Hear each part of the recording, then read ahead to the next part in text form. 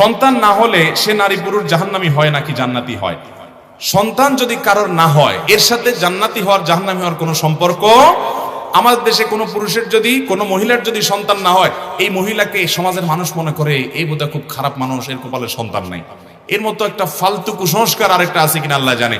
আরে ভাই, অনেকের ছেলে মেয়ে হয় কিন্তু অমানুষ, ওর কর্মের কারণে সে জাহান্নামে যাবে। বিধায় কার ছেলে মেয়ে হয়েছে হয় নাই, এর কারণে মানুষের ভালো মানুষ হওয়া, খারাপ মানুষ হওয়া, জান্নাতি হওয়া, জাহান্নামে নির্ভর করে ভাইরা আমার।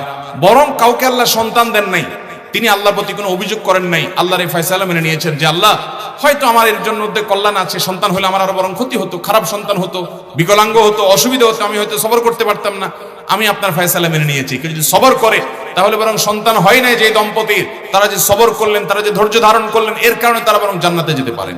তিনটি আমলের কারণে মানুষ নিষ্পাপ হয়ে যায় নবজাতক সদ্য ভূমিষ্ঠ হওয়ার সন্তানের মতো। এর মধ্যে একটা হলো আল্লাহর কোন বান্দাকে আল্লাহ পরীক্ষা ফেলেছেন, কষ্ট দিয়েছেন, সে যদি সবর করে এবং উল্টা আল্লাহর প্রশংসা করে, আল্লাহ যে অবস্থা রেখেছেন আলহামদুলিল্লাহ, এই ব্যক্তিকে আল্লাহ রাব্বুল আলামিন নিষ্পাপ করে দেন, তার গুনাহ সব মাফ করে দেন, ভূমিষ্ঠ হওয়া, সদ্য ভূমিষ্ঠ হওয়া সন্তানের মতো, শিশুর মতো।